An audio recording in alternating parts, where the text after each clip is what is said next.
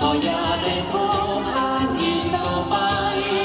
สุดสิ้นไปเสียสิ่งที่เศร้าหมองใจสุดสิ้นไปเสียสิ่งที่เศร้าหมองใจหวังชีวิตไหลจงได้มาแห่งนี้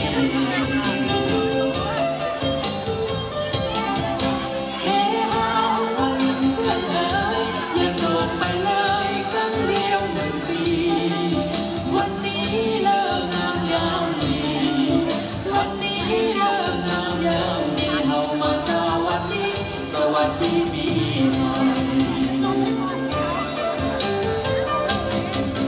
หากไอ้เก็บจำคงคืนจงได้ราบรื่นชื่นสุขต่อไป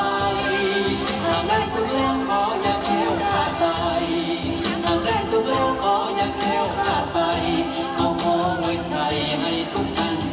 คดี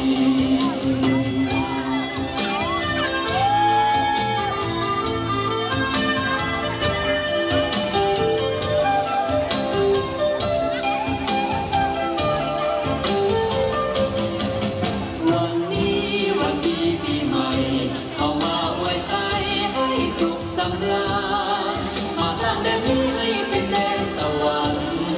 มาสร้างแดนนี้ให้เป็นแดนสวรรค์มาฟ้อนรำกันฉลองวันปีใหม่ความทุกข์ที่เคยประสบก็อย่าได้พบผ่านอีกต่อไป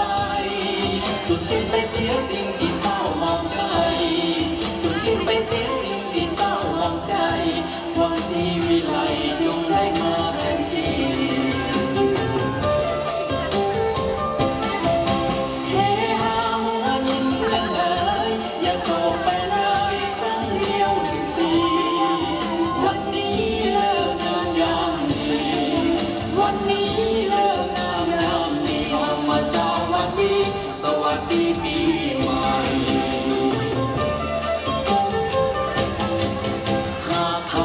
เก็บซ้ำคงคืนจงได้ราบรื่นชื่นสุขต่อไปหากได้สุขแล้วขออย่าแคล้วคลาดไป